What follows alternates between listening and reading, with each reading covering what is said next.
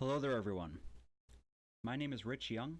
I'm the lead programmer for Team Demon, which also consists of two other members, including Cory Provost, who's the assistant programmer and level designer, and Hugh Kauder, who's the lead graphic artist. Today I'm going to be showing you the alpha version of the game we've been developing for about 6 weeks now, currently titled A Demon's Quest. This game is being developed in C# using Microsoft Visual Studio 2010 and XNA 4.0. In this game, the player is one of 4 demons known as the Horsemen of the Apocalypse, who've been summoned by a dark cult to do their bidding and conquer the world in their name. The player's goal is to defeat the cult and the other demons summoned by them in order to regain his own free will. In order to accomplish his goal, the player must face off against 4 different types of enemies. In order from least to most powerful, there are bats, skeletons, cultists, and demons. Cultists spawn more skeletons, and demons spawn more cultists. Each have varying amounts of health as well as different abilities.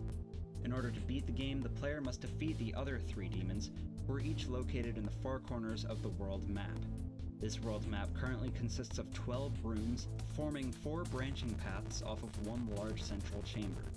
The player will have to fully explore this world to find the 3 demons, and will be hard-pressed to take them all down. This game can be played with either a keyboard and mouse, or it can be played with an Xbox controller. Right now the controls are shown to the player using a simple text screen at the start of the game, but in the future there will be in-game messages explaining the controls instead. Personally, I prefer the mouse and keyboard because it offers a greater degree of accuracy when aiming. There are currently only 3 abilities available to the player. First is the melee attack, which deals 10 damage, has some moderate knockback, and can be used infinitely, but has a very limited range and a slow rate of fire. Bats and skeletons also have different variations of the melee attack.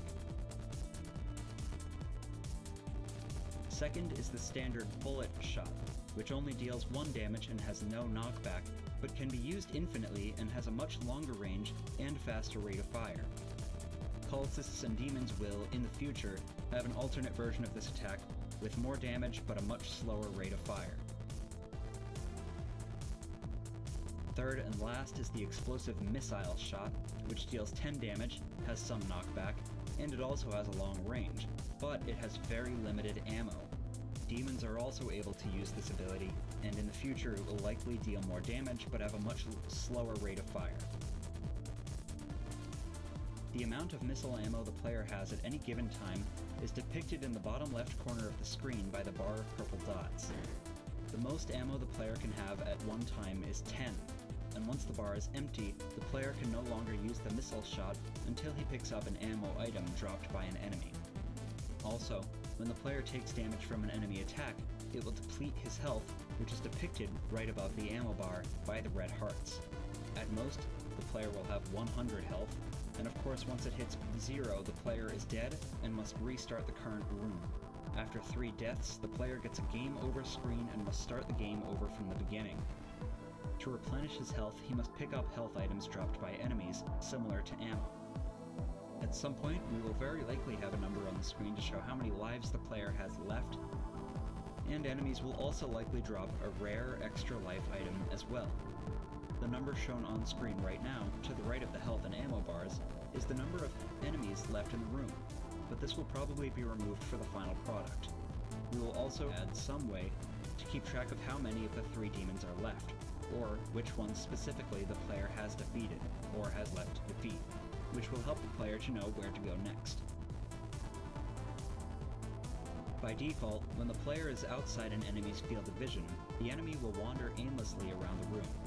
Once within range, bats and skeletons will chase the player to use their melee attacks against him, cultists will run away to summon more skeletons, and in the future will use a bullet shot in self-defense, and demons will use a combination of the 2, in addition to using the missile shot. As you may have gathered from watching me play, the best strategy to use in this game is to kite the enemies around the room and try to bunch them all together. This will help to deal damage to multiple targets at once, which will make clearing the enemies multiple times faster and easier.